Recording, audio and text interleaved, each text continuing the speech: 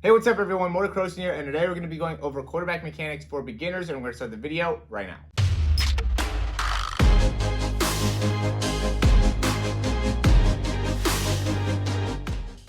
Okay, so I've been getting this request a lot to be able to make a video that's specifically for people that are just starting off to be quarterbacks and what are some of the key things to be able to focus on. So I thought while I'm out here in Seattle, might as well go ahead and create that video. And I have this video here of me. This is taken about 2 or 3 weeks ago now.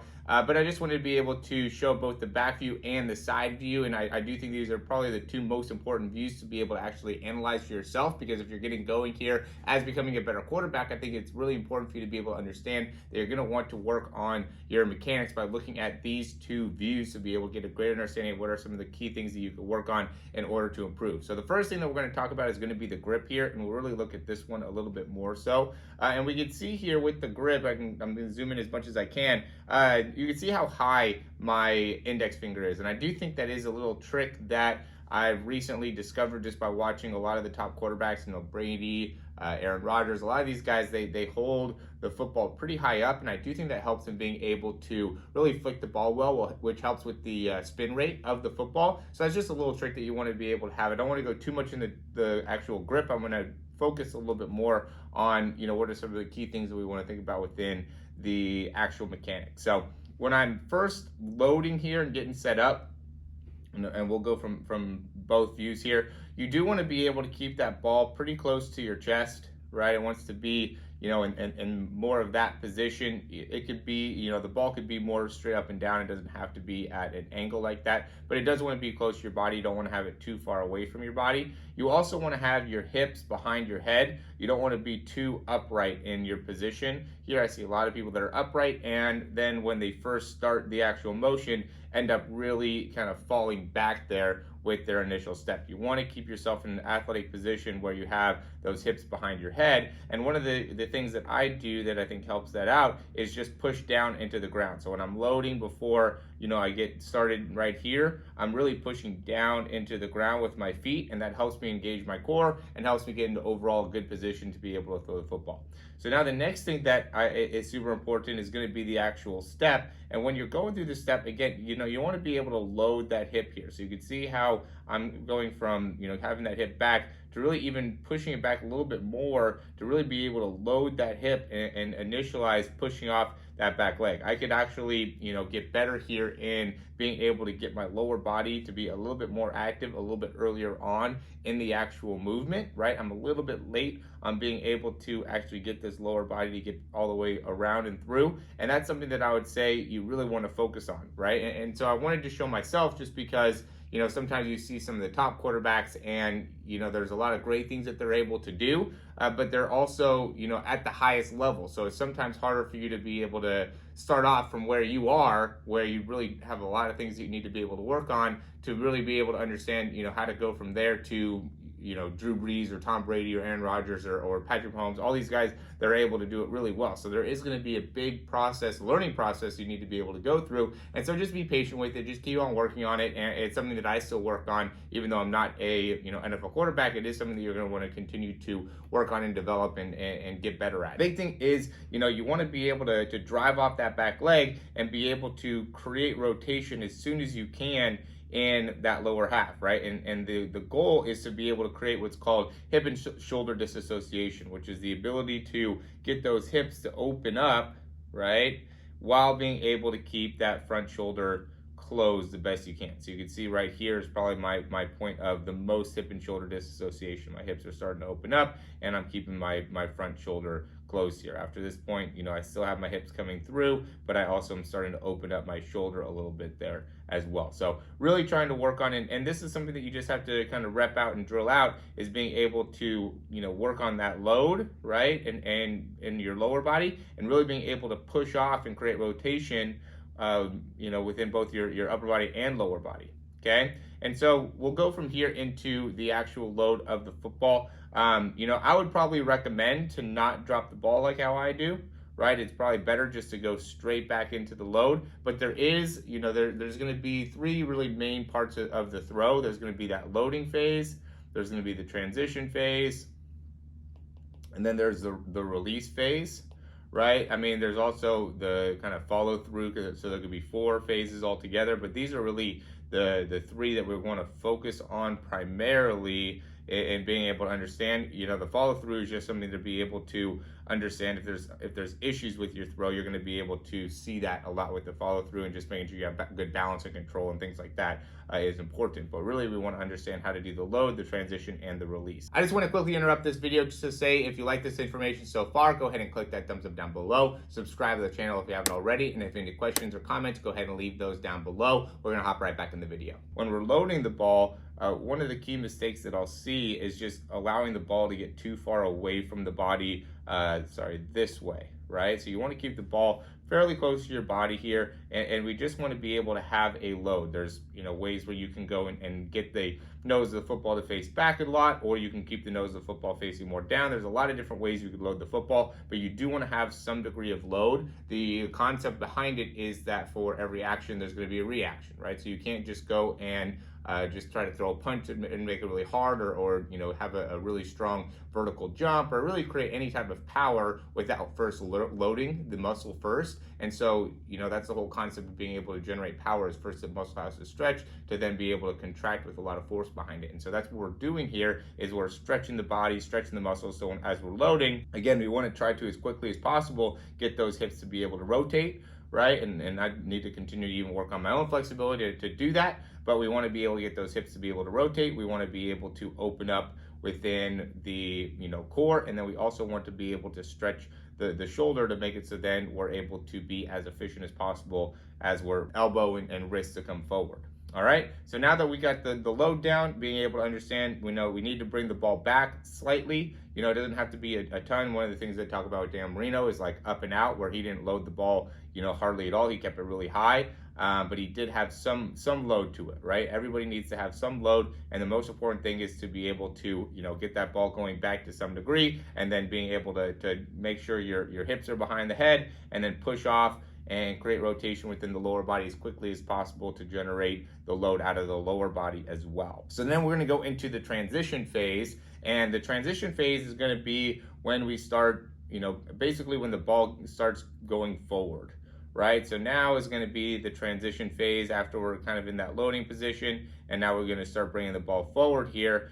You can see some of the key things that are really important. So, one of the things that you want to make sure that you do with that initial step is you don't want to end up cutting yourself off. So you don't want to be stepping too far here, or you don't want to be opening up yourself too much to the side either. You want to be stepping basically straight ahead. So then as you're transitioning your weight forward, your momentum's going towards where it is that you're going to be throwing. If you step too far off to the side, your momentum will go to the side. If you step too far over here, then you're really won't be able to get your weight to come through at all. So it'll end up like stopping your momentum going forward. So you want to be able to kind of play with where you actually step with that front leg to make sure that you're able to generate all your weight forward as you're going through the actual throw.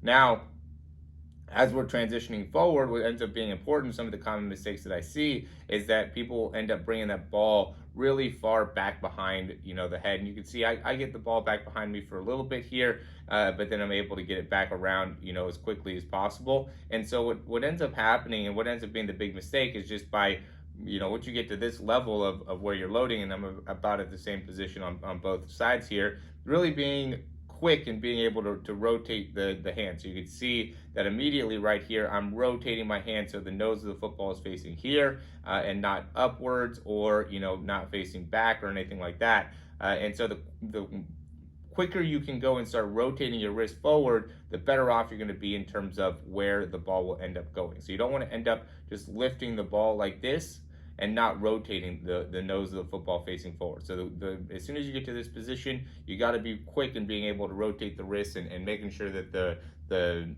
elbow's going forward, the nose of the football's going forward. Everything needs to be very, very quick in the reaction. It doesn't want to be slow, right? You can kind of load slow. You don't want to be too slow with the load, but it could be, a little bit slower. But then once you start getting the elbow going forward, all that momentum has to be fast. You want to be very, very quick with the elbow, with the wrist, because that's how you're going to end up generating force onto the actual throw.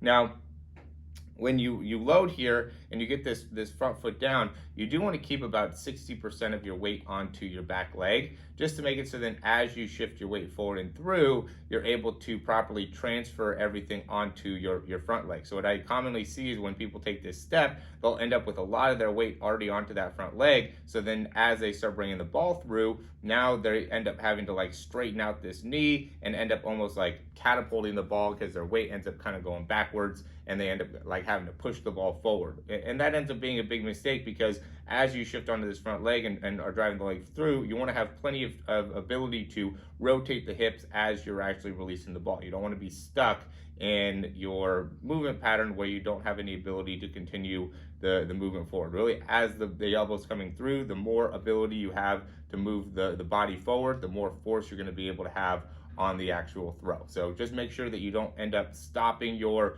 rotation as you're going through on that transition phase, right? That's where the phase we're in, or it's in that transition phase. And that's going to be an important thing to be able to look at, and you'll be able to see that here.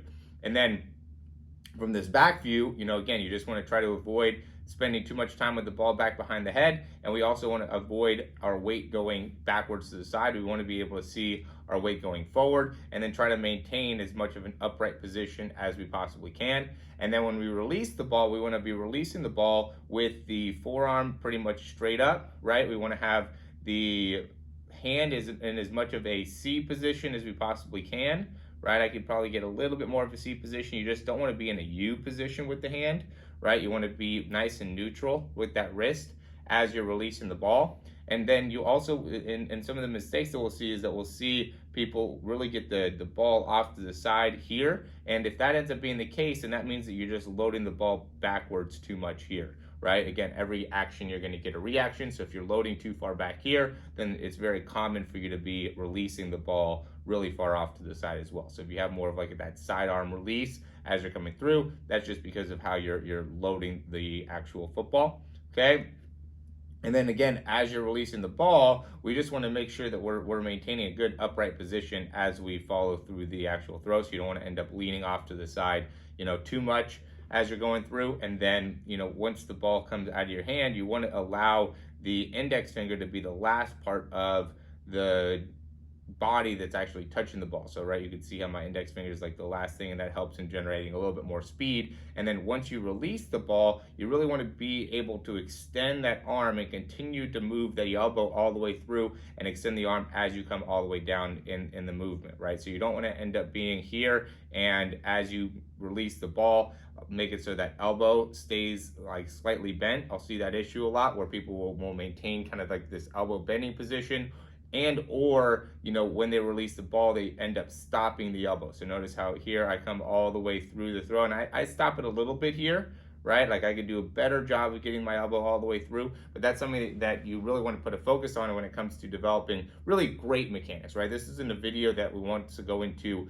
basic levels of mechanics. This is giving every little part of, your throwing mechanics and making sure you have a clear understanding of what you want to be able to do to maximize all phases. And then when you follow through, obviously we want to bring that ball down to, that opposite side. The opposite side hip could be a place that you could aim for, but it definitely wants to come down and through. And then you also want to continue onto that front leg, and you want to be nice and stable within that front leg. If you're off balance on that front foot as you're transferring your weight forward, that's definitely a good indication that you're really not doing a great job of being able to generate all the force going through the throw and going forward through the throw. So just some things to be aware of there when it comes to, really understanding mechanics. I know there's a lot of information that we went into there. And so, I would say rewind it, see some things that you might be able to really focus on. Start off with, just going in understanding the load, and then transition into, understanding the transition, how to shift your weight forward, and then really getting into the release and understanding the release. I will put up a video right here to be able to show you a few drills that you could do to be able to work on